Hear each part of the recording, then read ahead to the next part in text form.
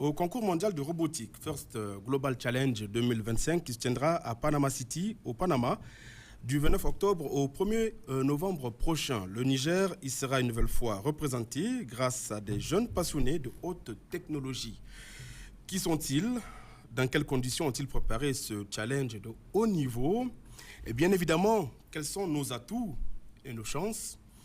Ce sont toutes ces questions que nous poserons à nos jeunes ambassadeurs ici présents sur ce plateau.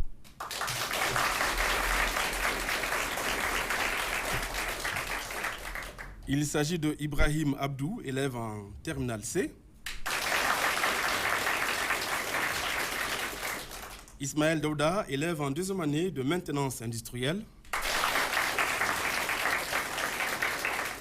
Jibo Saleh Ouma Eman, élève en maintenance informatique et électronique en troisième année.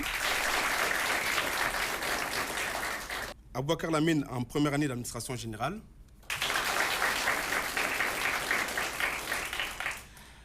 Ils sont accompagnés et encadrés par M. Daouda Amadou, DG de Novatech. Dans le public, ce charmant public, eh bien, des parents, des jeunes passionnés de high-tech et des curieux, soyez tous les bienvenus.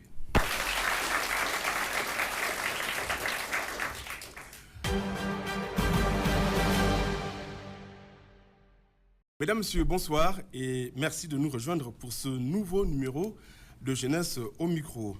Alors, Monsieur Daouda, j'ai envie pour commencer cette émission, et bien vous poser la question de savoir ce que sont devenus nos jeunes ambassadeurs que nous avions reçus il y a un an, ici même, sur ce plateau qui devait concourir à Athènes, il me semble. Tout à fait. Bonsoir, bonsoir à tous. Bonsoir Miguel. Effectivement, l'année passée, sur ce même plateau, nous accueillions l'équipe nationale qui allait représenter le Niger au First Global Challenge à Athènes. Donc, effectivement, beaucoup parmi eux sont un peu partout. Ils ont fini leurs études, ils ont eu le bac. Okay. Donc, on a eu la chance d'avoir une qui est avec nous, qui est venue nous soutenir. On peut l'applaudir? On peut l'applaudir, voilà. Voilà, donc, donc, certains ont eu de bourses d'études, ils sont à l'extérieur, certains sont aussi au Niger pour continuer leurs études supérieures. Et la particularité, c'est que ces études-là sont orientées au niveau de la technologie. D'accord, très bien. Et quel était le rang que le Niger avait obtenu au concours de l'année dernière à Athènes? Alors, on a eu l'un de nos meilleurs rangs, parce que pour l'information, cette compétition de robotique, ça fait bientôt depuis 2017, on est la 8e édition. Voilà, donc l'année passée, avec, en tout cas, suite à un gros travail, on était autour de 52e, autour de 50e sur 190 pays. Sur 190 pays, on était 52e. 52. On peut l'applaudir? Alors, nos chances, cette année, on va y revenir, en espérant que cette année, nous soyons parmi les top 5. On l'espère, on l'espère, Inch'Allah. Alors, le Niger participe à ce concours depuis 2017, vous l'avez dit. Qu'est-ce qui a changé depuis dans ce domaine? Alors, il y a eu beaucoup d'évolutions. D'abord, le nombre de participants. Avant, il y avait 3 participants par pays. Il n'y avait pas assez de pays. Il y avait 3 participants par pays, plus l'encadreur, le manager. Là, ils sont montés à 5 participants, en fait 5 élèves, plus 2 adultes, 2 mentors. Et il y a aussi la qualité même du jeu. Donc, chaque année, ils augmentent la difficulté. Vous aurez l'occasion d'avoir plus de détails sur le jeu. Et il y a aussi les pays qui sont intéressés. Donc, de plus en plus, des grands pays du monde sont courts, en fait, comme on dit, voilà, ils se battent pour organiser l'événement.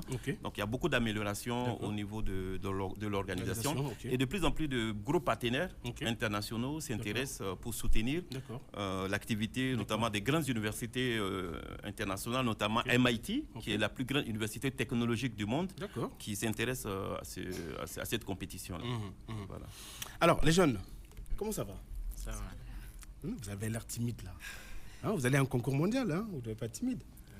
Ça va? Oui. Vous avez la pêche? Oui. Alors, dites-nous, comment vous est venue cette passion de robotique, de high-tech? Donc la passion a commencé depuis l'enfance. Là, c'est Ismaël Daouda qui s'exprime en premier. Oui. D'accord. Donc là, la passion a commencé depuis l'enfance. Depuis l'enfance, parle plus fort. Hein. Donc ça a commencé depuis l'enfance. Moi, c'était C'était au début, j'étais pas passionné par la robotique, j'étais plus passionné par les appareils électroniques. L'électronique, la technologie, l'électricité, tout ça. D'accord, il faut que tu parles fort pour que le public qui est là nous entende aussi, vous entende, d'accord? Oui. Okay. Donc c'était, au début, j'étais pas trop passionné par la robotique, mais j'étais plutôt passionné par tout ce qui est électronique, électricité. Du coup, donc c'était Alors dis-nous déjà, qu'est-ce qui fait la différence? C'est quoi la différence entre électronique, électricité et robotique? C'est pas pareil? Non, c'est pour pas... Pour nous les profanes? Donc c'est pas on peut dire que c'est des matières combinées qui font la robotique. Donc l'électronique, l'électricité, la mécanique, etc. Tout ça. Donc c'est l'électronique, c'est la carte mère, la fabrication de la carte, la fabrication des composants, tout ça. L'électricité, c'est au niveau de la batterie, de l'alimentation, des équipements, tout ça. Donc il y a la mécanique qui est les mouvements, les engrenages, tout ça. C'est ça qui compose la robotique en entier. Vous pouvez l'applaudir s'il vous plaît, il maîtrise parfaitement. Je viendrai prendre des cours chez lui. Oui. Alors, donc tu n'étais pas passionné par l'électricité, la mécanique, mais plutôt par la robotique. Oui. C'est ça? Oui. Bon, c'était plutôt, au début, j'étais pas passionné par la robotique. Mais comme j'ai vu que quand on fait ces ensembles des matières, on peut aboutir à quelque chose qui est la robotique.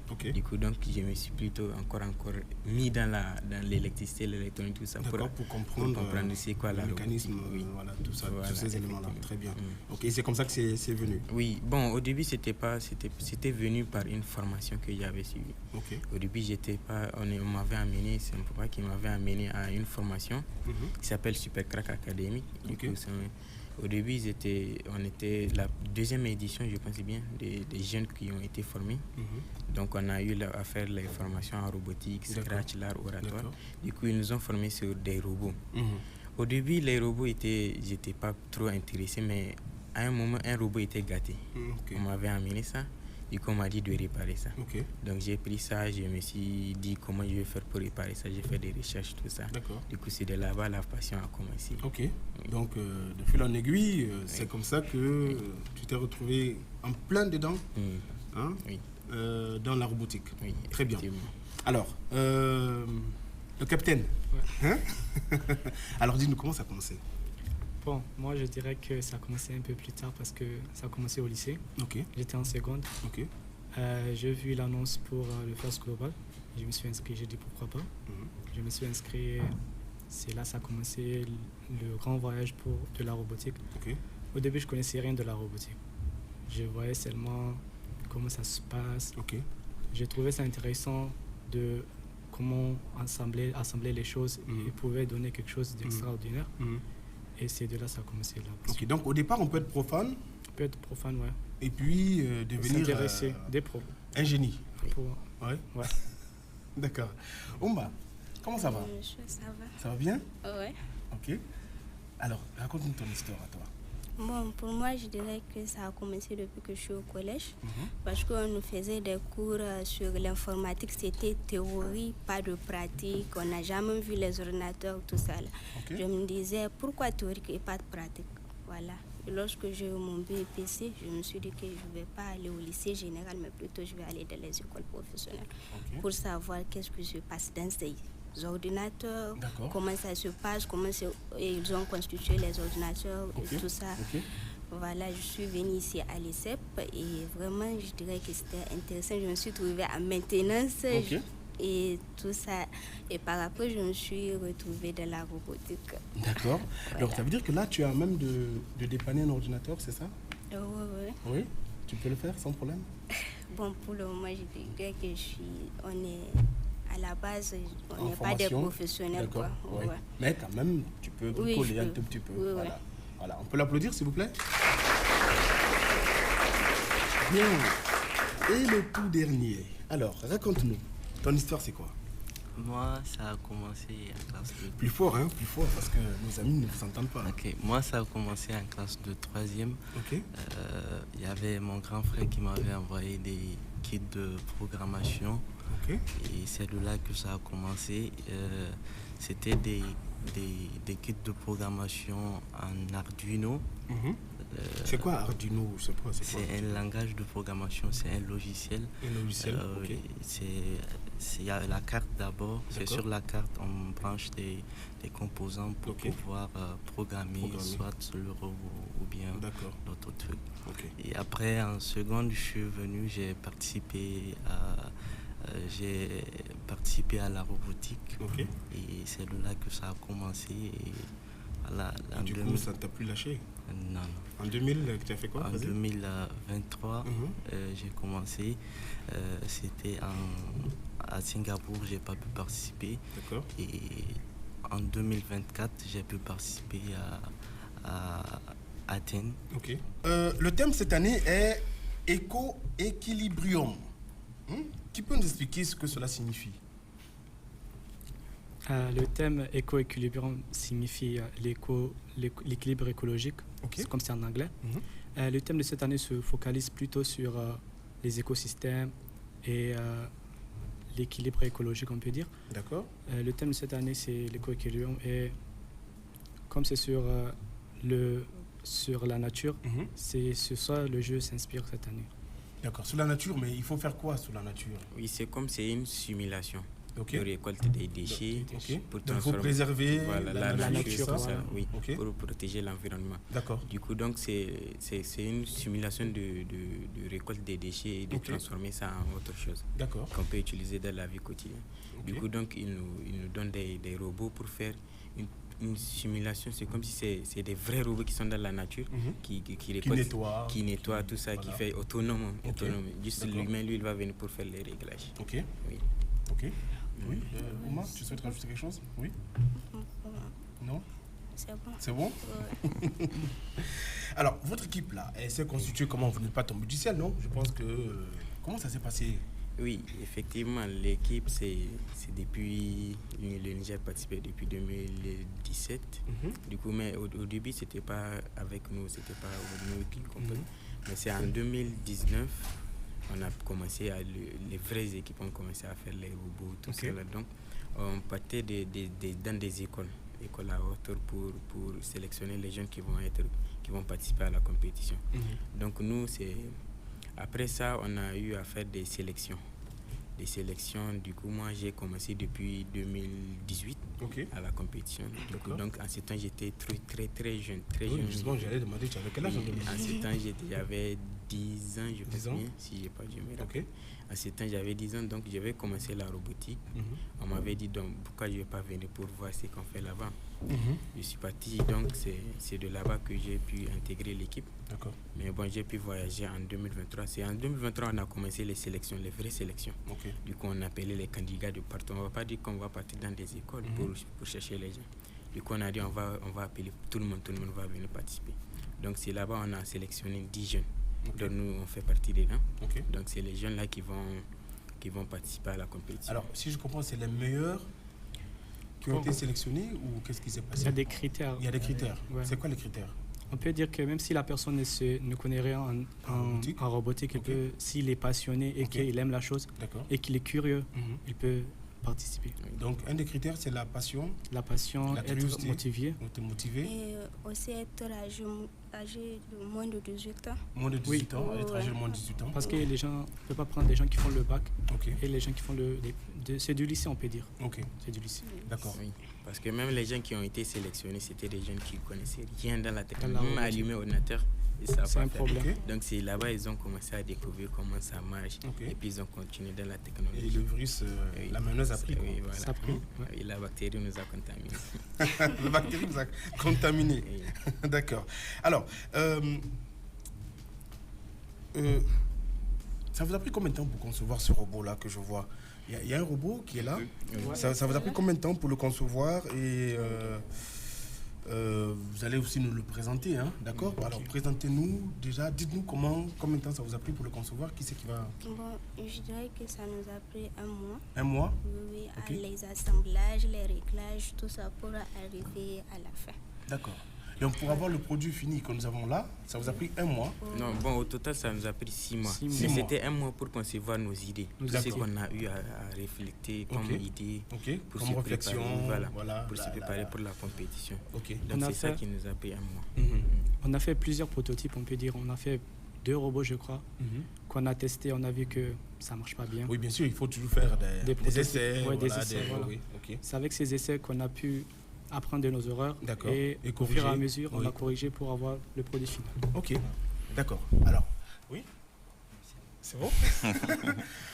Voilà le robot qu'ils ont inventé. Vous pouvez, s'il vous plaît, les applaudir. Alors, présentez-nous ce robot-là, comment ça marche, voilà. Allez-y, on passe à la démonstration. Bon, le terrain du jeu sera composé de 3 écosystèmes. Ok. Les 3 écosystèmes sont remplis de déchets. Ok. Maintenant, ce robot, de faire sortir ces déchets et de les mettre dans la poubelle. D'accord. Maintenant, une fois dans la poubelle, les petites boules vont commencer à sortir. Les petites boules représentent la biodiversité. D'accord. Maintenant, le robot, c'est à lui de collecter ces biodiversités et de les stocker dans le robot. Maintenant, une fois dans le robot, il va amener ça à l'humain. Et c'est à l'humain de prendre et mettre ça dans les écosystèmes où il y avait les déchets. D'accord. Voilà. Maintenant, une fois à la fin, il y a une corde qui va tomber des 3 écosystèmes. Maintenant, c'est au robot de partir s'approcher.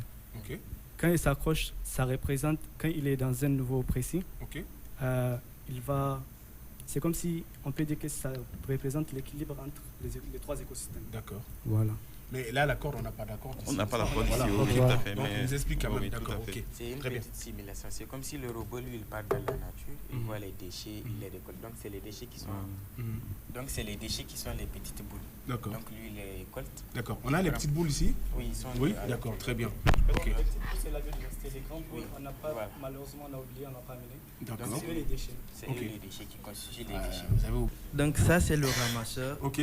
Ça va commencer à ramasser les petites boules pour partir déposer ça, stocker ça dans un trou. Et bon, d'abord, on va prendre les grandes boules. Comme il n'y a pas les grandes boules ici, on va prendre les grandes boules et le robot, ça, il va partir stocker ça dans des petits trous. Et c'est à partir de ça que les petites boules là vont commencer à tomber. D'accord. Donc il va récolter les petites boules pour amener ça à l'humain et c'est à l'humain de jeter ça dans les écosystèmes. Alors, Ouma, tu es l'humain, il va ramasser les petites boules et les amener. D'accord. On fait la démonstration. Alors, elles sont où les petites boules? Ok. Donc il y en a une, c'est ça, que vous avez amené? Bien. Venez par là pour ne pas cacher le but. Non, non. Ouma, toi, tu restes là à ta place. Bien.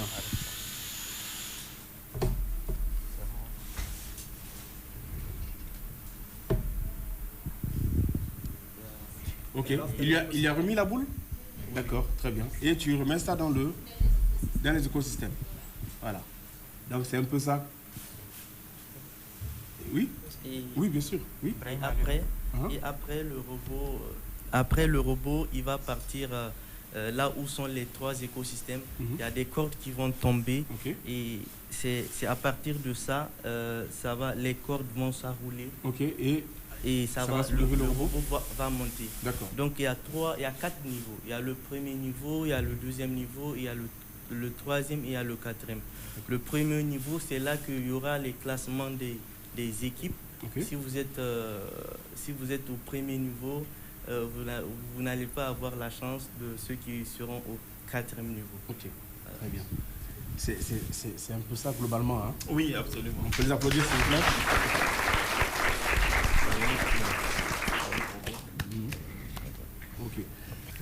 D'accord. Alors, donc, on vient de voir la démonstration et dans quelques jours, donc, Inch'Allah, vous allez participer dans la capitale panaméenne à ce concours mondial de robotique. Quel est votre état d'esprit actuel? Bon, on peut dire qu'on est un peu stressé, c'est normal. C'est tout un pays qu'on représente, donc on est un peu stressé, mais on est aussi très confiant. On est aussi très confiant à cause parce que notre robot, on croit qu'il est bien.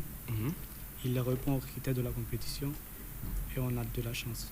Et aussi, on dirait que le robot est simple, pas compliqué. On a fait un truc simple et rapide et efficace. Ok. Voilà.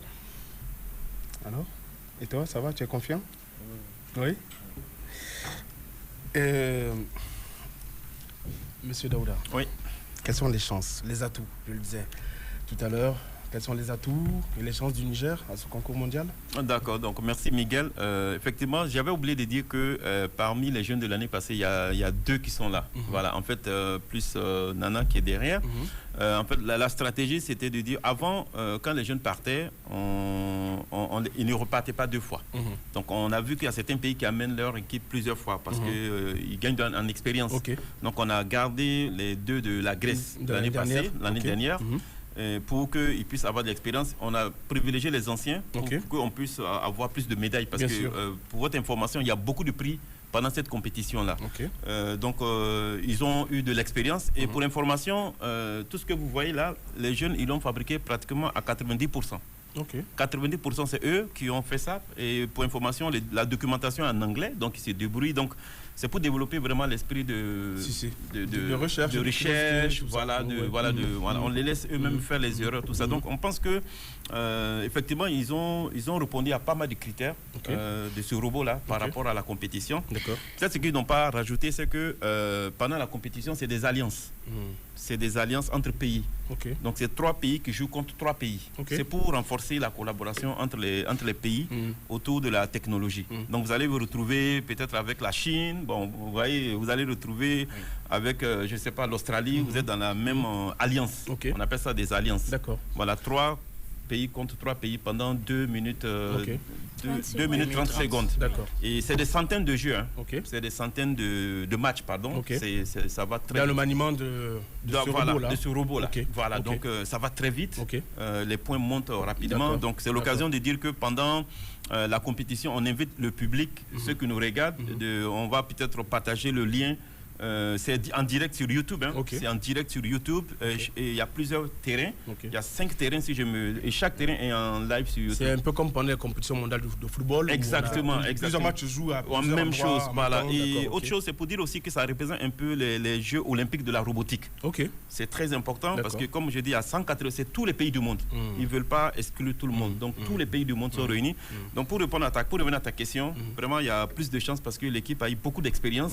Ce qui fait qu'ils ont eu assez d'autonomie et on espère que de plus en plus ça va en termes d'alliance, nous on a déjà la nôtre, l'AES. Je pense que la prochaine fois on espère. On espère. Alors on va par exemple aborder la question de la condition, les conditions pour savoir si elles sont réunies maintenant. Les conditions, est-ce qu'elles sont réunies pour vraiment honorer valablement notre pays? Et vous êtes à quel niveau des préparatifs? Est-ce que tout est fin prêt? Bon, les préparatifs, on est en train de faire les préparatifs. Là, ça ne va jamais finir. On est en train de s'entraîner, on est en train de se préparer pour vraiment présenter le pays. Pour espérer avoir des médailles et puis revenir au pays. D'accord. Oui. Et les conditions? Les conditions sont-elles réunies de ces préparatifs-là? Comment ça se passe? Pour le moment, on se débrouille financièrement. C'est-à-dire quoi? C'est-à-dire quoi vous vous débrouillez financièrement? Vous vous auto-prenez en charge? On peut dire ça, ouais. Parce que la compétition, c'est pas seulement sur le robot, on peut dire, parce qu'il faut aussi représenter le pays. C'est pour ça, chaque année, on amène un peu de choses de la culture nigérienne pour montrer aux étrangers qui aiment ça très bien. On amène parfois des kilichi, des tofi, des coconadi. Et je suis sûr, je vous dis que les gens là aiment trop kilichi. Ils n'aiment pas les massa aussi? Bon, moi ça peut se gâter dans la vie. C'est pas transportable. C'est pas transportable. D'accord. Alors, ce qu'ils disent là, ça fait un peu peur là. Ils disent, ils s'auto-prennent en charge ou quoi? Bon, on peut dire en partie, parce que la particularité de cette compétition, c'est que les organisateurs prennent en charge notamment le déplacement et l'hébergement et tout ce qui est là-bas. Mais ça nécessite d'autres moyens. Lesquels? Par exemple, les préparatifs du robot. Il faut le préparer. Il a parlé de la culture nigérienne. En fait, vous savez, c'est une compétition où on met en valeur le pays. Et ça, je vous dis, c'est le pays. Vous allez voir, il y a près de 190 stands. Chaque pays a à son stand. En plus des matchs, on vous dit que présentez votre pays. Donc pour présenter un pays, vous êtes d'accord avec moi qu'il faut des moyens. Il faut des moyens pour montrer nos richesses culturelles. Donc c'est à ça qu'ils font allusion, notamment la culture, l'habillement, la restauration. Donc vous allez pouvoir, même que quand vous visitez les stands, vous êtes jaloux parce qu'il y a des pays qui ont plus de visibilité que vous. Voilà, donc c'est un peu allusion, c'est un peu à ça qu'il faut allusion. Donc ça veut dire que vous composez avec la diaspora qui est installée là-bas, ou alors c'est des Nigériens qui doivent quitter le Niger pour se rendre à ce concours mondial afin d'exposer et de faire... Oui, on quitte avec ce qu'on a. C'est-à-dire nous-mêmes, c'est-à-dire les parents. Les parents contribuent. Donc après, vous avez des parents ici. Donc contribuent avec les parents. Et nous-mêmes, notre entreprise Novatech qui est sponsor Antigriff, on a, c'est vrai, l'appui institutionnel de l'État. Donc c'est vraiment un appui institutionnel parce que c'est... C'est-à-dire quoi? Institutionnel, c'est en fait la particularité, nous on prend le soin d'informer l'État, en tout cas le ministère de la Communication. On n'est pas obligé. Parce que l'organisation qui organise ça, elle est indépendante. Elle n'est liée à aucun État. Mais néanmoins, vous avez besoin d'appui. On a besoin d'appui financier et pour bien organiser cette... Et à ce stade, vous en êtes à quelques jours? Nous sommes à quoi? 10 jours? Nous sommes à 10 jours du départ. Voilà. Vous en êtes où sur le plan financier? Bon, on peut dire financement, accompagnement, pour être honnête, on n'a rien eu. On n'a rien eu officiellement de l'État. On n'a rien eu de l'État. Donc, c'est avec nos propres moyens, les parents, voilà, on s'organise pour préparer. Pour information, ce robot-là, par exemple, il est particulier pour être transporté. Même pour être transporté, il y a des coûts. Donc, tout ça, c'est nous qui faisons. D'accord. Voilà, Et l'organisation du concours ne prend pas en charge? Non, ils ne prennent pas en charge tout ça. Donc, on se débrouille avec les moyens qu'on a pour qu'en est-il des sponsors? Est-ce que vous avez contacté des entreprises? Oui. Chaque année, on essaie de contacter des sponsors. Pour l'instant, vous attendez les réponses? On attend les réponses. Voilà. D'accord. Bon courage. On espère que vous aurez des réponses favorables d'ici là et que l'État va davantage vous accompagner. Alors, à présent, nous allons donner la parole au public. Qui pour des questions, pour des contributions? La parole est au public. Et je voudrais particulièrement remercier en tout cas les parents qui sont là, les aînés qui ont décidé d'accompagner en tout cas leurs enfants et leurs frères. Le micro est là. Alors, donnez le micro. Je me présente au nom de Ikiri Kamzata, étudiant en informatique et télécommunication à l'ICEP Niger. Et j'ai une question à M. Daouda. S'il vous plaît, monsieur, depuis que vous avez commencé à la robotique au Niger, êtes-vous confronté à des obstacles? Ok, allez-y, c'est la première question. Il y en a d'autres? Oui. Il y en a d'autres? Oui. Ok, allez-y, posez toutes vos questions. Et aussi pour notre jeune équipe qui va représenter le Niger, j'aimerais savoir, s'il vous plaît, quelle est la capacité de la batterie en termes d'énergie pour alimenter ce robot? Ok, d'accord, c'est tout? Très bien. La parole à une autre personne, s'il vous plaît. Assalamu alaikum. Je suis Aboubakar Idriss Anou, étudiant en 3e année de licence professionnelle de télécommunications et informatique, option réseau télécom. Alors, j'aimerais savoir, ce robot-là, comment est-ce que ça fonctionne en matière d'énergie? C'est de l'électricité ou bien vous utilisez les panneaux solaires? Ensuite, la deuxième question, tout à l'heure, vous avez parlé de l'équipe, vous serez en alliance avec d'autres pays. Par exemple, si je prends la Chine, quelle est la langue qui sera parlée parmi les équipes? Oui. Je pense que c'est bon. Merci. Merci beaucoup. D'autres intervenants? Oui. J'aimerais savoir quels sont les inconvénients que vous avez rencontrés au cours de votre parcours. Ok, d'accord. Est-ce qu'il y a quelqu'un d'autre qui souhaite intervenir? Rapidement, de l'autre côté. Derrière, au fond, là-bas, s'il vous plaît. Oui, allez-y. Bonsoir. Bonsoir. Moi, c'est Yasmine Suleiman. Je suis élève à l'ESSEP en 2e année, en IG, en informatique de gestion. Ce que je veux savoir, c'est quels sont les principaux défis techniques que vous avez rencontrés lors du développement de ce robot? Et aussi, comment assurez-vous la sécurité et la confidentialité des données collectées par ce robot? Et une dernière, quelle est la durée de vie de batterie et comment le robot est-il alimenté? Comment le robot est-il alimenté? Oui. D'accord, très bien, merci. Je crois qu'il y a toute une série de questions. Il va répondre. Il va répondre rapidement. Hein, ceux à qui on a posé des questions, ils vont répondre. Et ensuite, on retourne vers un deuxième tour de table. Je vous en prie. Oui, allez-y. Des obstacles, ça ne manque pas. Alors, le premier défi, c'était de trouver des jeunes pour participer à la compétition. Alors, ce qu'on faisait à l'époque, on ciblait les écoles. Donc, les écoles, notamment le lycée d'excellence, des écoles où ils ont déjà des activités qu'ils faisaient. Mais on prenait aussi des écoles publiques comme Corombé. On essaie de donner le maximum de chances à des élèves, pas forcément des écoles anti-griffes, des écoles privilégiées. Donc, l'idée, c'était ça. Mais sinon, dans d'autres pays, ils font des compétitions nationales. Voilà, ils font des compétitions nationales et c'est sur la base de ces compétitions-là qu'on prend les meilleurs pour aller. Donc les difficultés aussi, c'est les moyens. Vous savez, pour information, c'est nous qui... C'est vrai que l'organisation qui finance ça, elle finance les prises en charge, mais au Niger, pour organiser, ça demande beaucoup de moyens. Notamment, là, par exemple, vous allez voir des pays, ils ont pu représenter le terrain de jeu. Nous, on n'a pas les moyens pour représenter le terrain de jeu, pour bien s'entraîner. Donc les jeunes se débrouillent eux-mêmes. Voilà, donc... et autre chose aussi... Mais là, ça va. Mais là, ça va parce que de plus en plus de jeunes s'intéressent. Donc, c'est plus facile. Mais au début, c'était difficile de trouver des jeunes. Et il y a aussi les moyens qui manquent. Quoi. Donc, en gros, c'est vraiment ça le souci. Je vais les laisser répondre les autres questions. Okay. Voilà. La question d'alimentation et toutes les questions que vous avez. Okay. Donc, la question des techniques sur le robot, c'est... La batterie qu'on utilise, c'est une batterie de 12 volts et de 300 mAh. 3000 mAh. C'est une batterie qui a une autonomie, on peut dire, de 2 heures d'utilisation. Parce que le robot est composé de plusieurs moteurs, etc. Les servomoteurs, les composants qu'on utilise. Donc oui, pour la question où on a posé, quelles sont les conditions qu'on a pour fabriquer ce robot? Oui, donc les conditions qu'on utilise, on peut dire c'est nos propres outils, hein, parce qu'il y a des outils qu'on ne peut pas s'offrir. Oui, il y a des outils qu'on ne peut pas s'offrir. On utilise nos propres moyens. Notre force pour faire ce robot. Quoi. Oui. Donc il y a des éléments qui sont élevés, dont les coûts sont élevés. Oui, effectivement. Donc, vous adaptez en fonction de vos moyens pour vous procurer la pièce en question. Par exemple, même la Chine, si vous regardez, si vous faites des recherches sur leur salle, là où ils font la robotique, c'est comme un bunker. Il y a beaucoup de trucs, il y a beaucoup d'objets. Même leur porte, même qu'ils ouvrent, même leur salle, c'est une porte blindée. Ok. Oui, si vous voyez même ça. D'accord. Oui. Ok. Oui.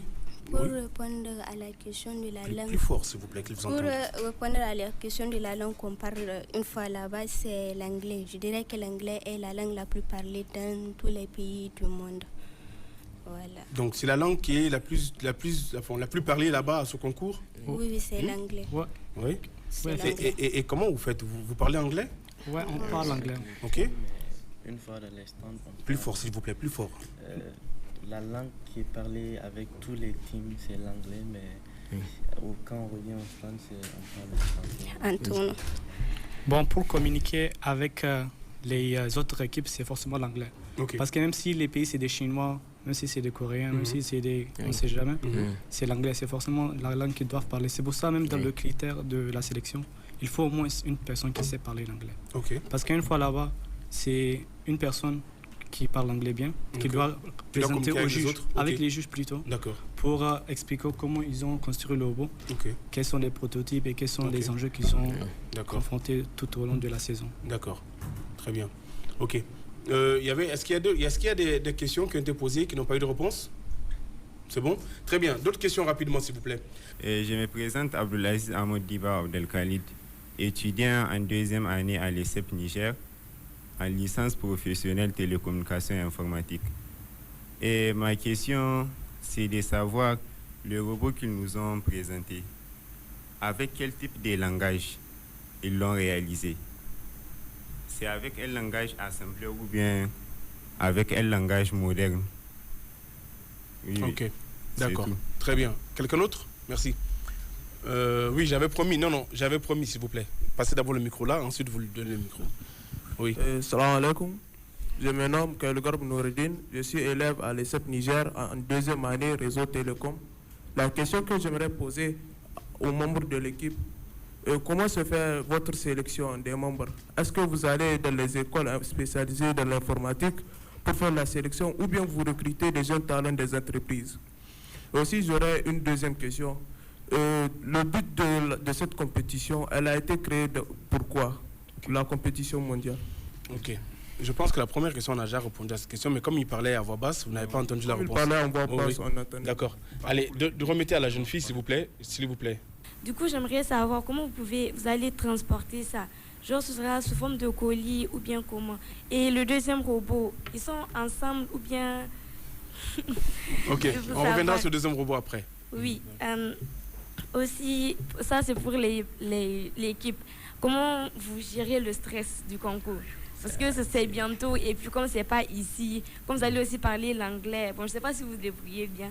Comment vous vous sentez, tout ça, avant d'y aller? C'est que c'est un concours que vous allez représenter le pays et tout, et aussi les spécialités du Niger. Et ma dernière question, moi, je suis une passionnée de la technologie, vraiment. Et puis, avant de vous voir, je pensais qu'il fallait d'abord entrer à l'université, faire les études avant de commencer. Franchement, ça m'a toujours passionnée. Et quand je vois, j'aimerais savoir comment vous avez fait pour débuter, parce que j'aimerais aussi commencer comme vous. C'est tout. Merci. D'accord. Je pense qu'on a des réponses déjà à deux, mais bon, comme... Ok, il parlait à voix basse. Oui, bonsoir, allez-y. Moi, c'est Ibrahim Abdoua Mohamed Khalid. J'ai des questions à poser, malgré que l'autre l'a déjà posé. Moi, c'est surtout, ma question se base sur ce robot. Est-ce que c'est sa taille définitive ou bien il y a un autre robot qui est plus grand que ça, ou bien c'est sa taille définitive? C'est ça surtout ma question. Très bien. Ok, très bien, on va s'arrêter là. Rapidement, ils vont répondre et puis on va voir si le temps nous permet. Ok. Rapidement, les questions, oui. Rapidement, pour la sélection, comme je l'avais dit, au début, on écrivait aux écoles. Ok. Et c'est les écoles qui nous donnaient les élèves en fonction des critères. On mettait un peu les critères. Parce que vous avez remarqué qu'en plus de le fait d'être passionné par la technologie, il y a aussi des aspects personnels. Il faut être, comme il a dit, curieux. Il faut, il y a aussi le comportement qu'on regarde aussi de la personne, parce que vous allez représenter le Niger donc lors de cette compétition-là. Donc, mais notre objectif d'ici peut-être quelques années, si on a plus d'appui, on veut organiser des compétitions nationales, peut-être dans chaque région, et comme ça sera au mérite.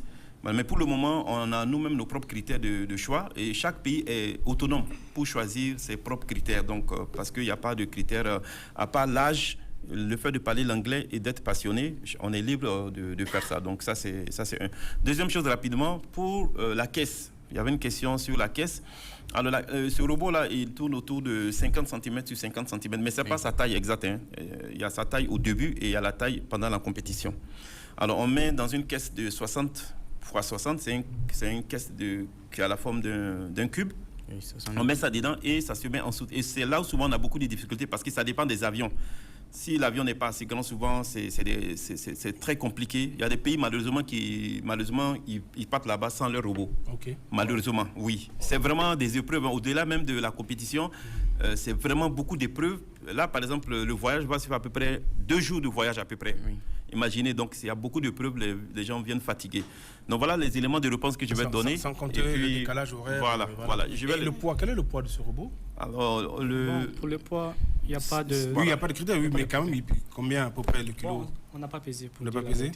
Voilà, plus de 3-4 kilos quand même? Ça fait 23 kilos. Voilà, 3 kilos. Voilà, mais il ne faut pas que ça dépasse quand même le poids de l'avion. Oui, de l'avion. Les 32 kilos. Le robot plus la caisse. Donc, on est autour d'une vingtaine de kilos à peu près. Mais ça varie chaque année. En fonction du thème, les pièces qu'on met dedans, ça varie. Voilà. Donc, ils vont répondre les autres questions. Et surtout, là où, pour les dimensions du robot, c'est du 50-50. Parce que, une fois... Au début du jeu, le robot doit être 50-50. Il ne doit pas dépasser.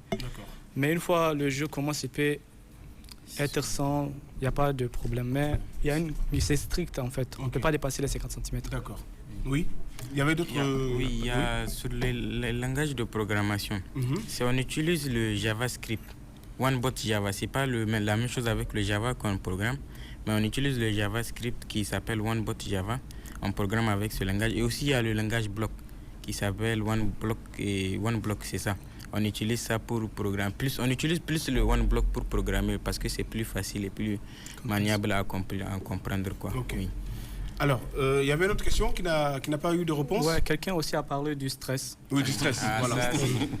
Il a parlé du stress et du fait que l'anglais, si c'est une barrière, je dirais non, parce que Je crois qu'il y a une personne qui sait très bien parler l'anglais en tournoi. D'accord. Et ça suffit déjà. Ok. Qui parle anglais parmi vous? C'est le mec qui est en train de parler. Ok. Bon, ce que je veux la prochaine question. Voilà, Miguel, rapidement, c'est l'occasion, parce que le public nous regarde, c'est l'occasion vraiment de lancer un appel, même si ce n'est pas le moment, même si tu le permets. Vraiment, les jeunes, c'est de s'intéresser à la technologie, notamment l'anglais. Il ne faut pas avoir peur. Là-bas, c'est vraiment l'anglais. Ils ne vous ont pas dit, mais c'est vraiment l'anglais. Vous parlez anglais, vraiment, c'est du vrai anglais. Ok. Donc, c'est une langue qui est très importante. Il faut vous intéresser à l'anglais. Et autre chose aussi, notre objectif, c'est de faire en sorte que tous les jeunes puissent profiter de la robotique. Vous allez voir parmi ces enfants qui sont là, il y a beaucoup qu'on a déjà formés parce qu'on veut préparer les futurs. Donc si vous avez votre lycée, c'est pas pour faire de la publicité, mais si vous avez votre collège, votre lycée, on a ces jeunes-là qui sont prêts à venir vous donner les b.a.-ba de la robotique. Et n'ayez pas honte, hein. Il y a des personnes, des étudiants, c'est vrai, eux, ils sont au niveau lycée, mais c'est grâce aux formations que nous les avons données. Mais on est prêt à aider les écoles, les établissements qui veulent découvrir la robotique parce qu'il y a un b.a.-ba qu'il faut découvrir. Si vous avez le b.a.ba, vous pouvez même aller travailler à la NASA. C'est presque la même chose. Il n'y a presque pas de différence. Donc si vous n'avez pas ce b.a.ba-là, même si vous êtes élève ou étudiant, si vous n'avez pas ça, ça va être difficile pour vous de comprendre la robotique. Donc c'est un message. Et on fait des formations, par exemple, pendant les vacances. Et nous, on veut préparer la future équipe qui va partir l'année prochaine parce que c'est chaque année. Donc on va organiser des formations et dans ces formations-là, on va détecter des jeunes. Parce que nous, on sait comment on les détecte. On sait on sait ce qu'il faut pour détecter ces jeunes-là. Okay. Donc voilà le message que je voulais passer, Miguel. D'accord, très bien. Oui, il y a un deuxième robot effectivement qui est là. On me fait signe que le temps passe vite.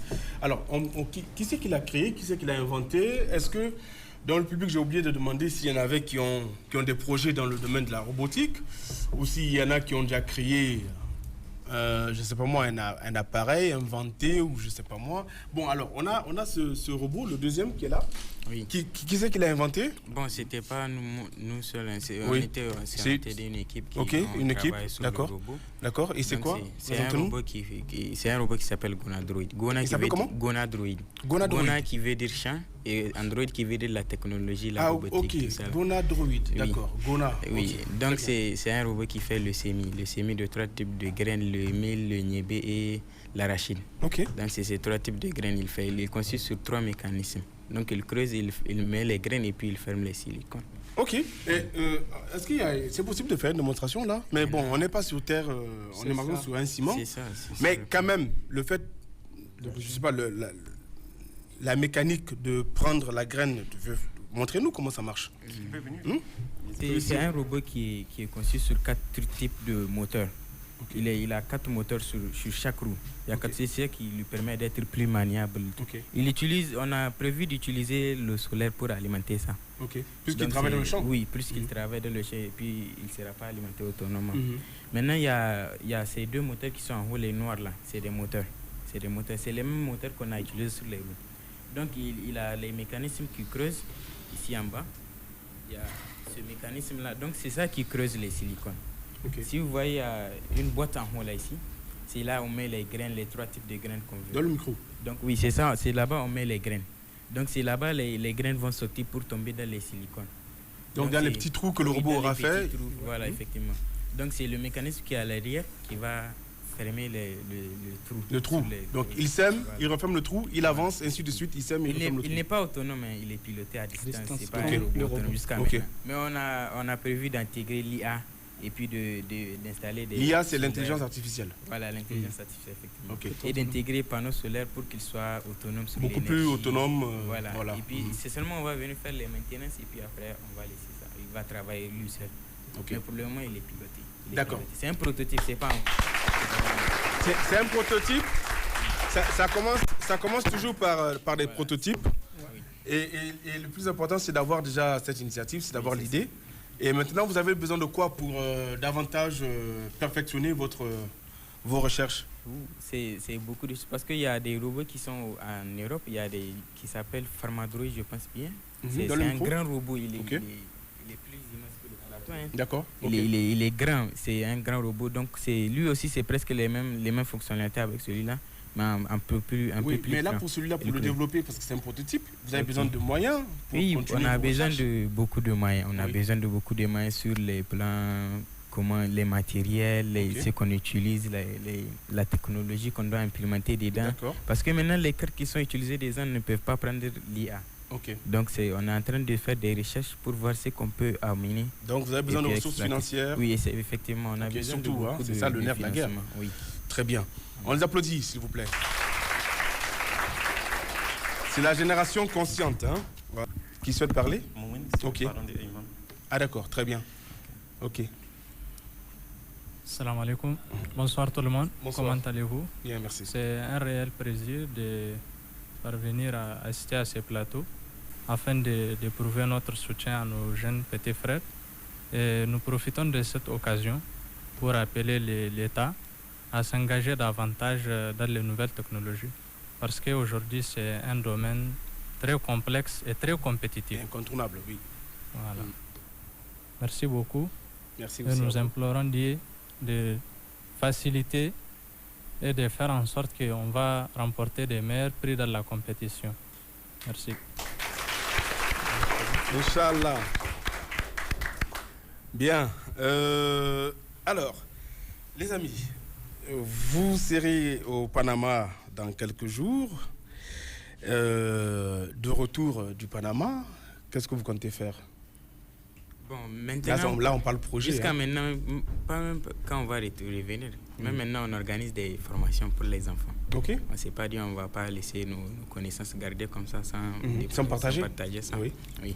Donc, on organise des formations pendant les vacances et aussi pendant l'année scolaire. Donc, pendant les vacances, on organise des formations pour les enfants de 8 à 14 ans. Du coup, et puis pendant l'année scolaire, c'est de 8 ans à 12 ans parce qu'après, il y a le collège et ils sont trop occupés. Donc, c'est ça, on fait. Très bien. Alors, la dernière question rapidement. Quelles sont vos créations? Déjà, j'en ai vu une, mais vos créations personnelles. C'est-à-dire que, voilà, que c'est vous qui les avez, qui avez inventées sans le soutien de vos amis, hein? C'est-à-dire création personnelle. Qui c'est qui a conçu quelque chose ici, tout seul? Oui. Bon, moi j'avais fait un petit mini ordinateur. Un mini ordinateur qui est conçu sur le Raspberry Pi. C'est une carte Raspberry Pi 2 modèle B. C'est du chinois, il n'a rien là. Hein? C'est Raspberry Pi qui veut dire le fruit là qu'on utilise, qu'on mange de temps en temps. D'accord. Donc c'est une petite carte qu'on peut soi-même concevoir, mais un peu plus développée. Ok. Et l'ordinateur était censé faire quoi? Il était censé pour être utilisé pour des projets personnels, comme faire des langages de programmation, faire des jeux dessus. On a même formé des enfants sur ça. D'accord. Ils ont pu faire démarrer puis faire initialiser la carte. Ils ont pu faire des jeux dessus, programmer des jeux eux-mêmes avec la carte là. Oui. On va finir donc avec la maman. En tout cas, je vais parler en tant que mère. Je leur souhaite bonne chance à nos heureux encadreurs et encore les personnels du Télé Sahel et encore à nos jeunes talentueux. Bonne chance beaucoup. Merci. Bon voyage, du courage. J'encourage encore les autres jeunes de venir encore. Bien sûr. Pour se mettre dans ce métier-là. Vraiment, je les encourage beaucoup. Merci beaucoup, madame. Merci. Et c'est donc... elle avait souhaité dire quelque chose, alors vas-y. Vas-y. Je t'accorde la parole, vas-y. S'il vous plaît, les filles, ne vous cachez pas. Le numérique, c'est pour nous tous, pas pour les hommes, c'est aussi pour les femmes. Quelle que soit la mécanique, tout ce qui est travail dans le monde, nous aussi, les filles, on peut le faire. Parce que ce qui m'a plus marqué, c'était il y a quelques jours, j'ai participé à une formation de camp de codage African Girls Can Code Initiative. Nous étions 50 filles. Voilà, nous avons appris beaucoup de choses. Voilà, les filles, s'il vous plaît, au lieu de nous cacher, pourquoi? Sortez, on va montrer que nous aussi, nous avons quelque chose dans la tête et on peut faire quelque chose. Alors, l'effervescence a commencé. J'espère que cet appel a été entendu. Et vous dire aussi que la technologie, tout ce qui est high-tech, robotique, c'est pas de la magie, hein. C'est pas de la magie, hein.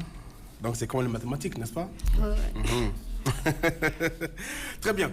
Et c'est donc sur cet appel que va se refermer ce numéro du Jeunesse au micro, en souhaitant bien sûr bonne chance à nos ambassadeurs Et nous espérons vous retrouver à votre retour pour peut-être une émission bilan. Merci également donc au public, aux parents et aux élèves, aux curieux qui sont venus nombreux sur ce plateau. Ibrahim Abdou, donc élève en classe terminale. Ismaël Daouda, élève en 2e année de maintenance industrielle. Merci également à Jibo Saleh Ouma Ayman, élève en maintenance informatique et électronique en 3e année. Merci à Aboubakar Lamine, en 1re année d'administration générale. Merci aussi à notre cher ami manager DG de Novatech, Daouda Amadou. J'espère que je n'ai oublié personne. Merci donc à vous, cher public. Merci aussi de nous avoir reçus chez vous, à la maison. Et on croise les doigts pour que vous représentiez valablement, honorablement, en tout cas, notre cher pays. Et que pourquoi pas vous soyez premier, qui sait. Hein? Allez, bonne chance à vous, d'accord? Et on se quitte donc sur un tonnerre d'applaudissements pour encourager nos jeunes ambassadeurs. Allez, Jeunesse au micro, c'est terminé. Restez fidèles sur la télévision très engagée, Télé Sahel. Allez, à bientôt et à la semaine prochaine.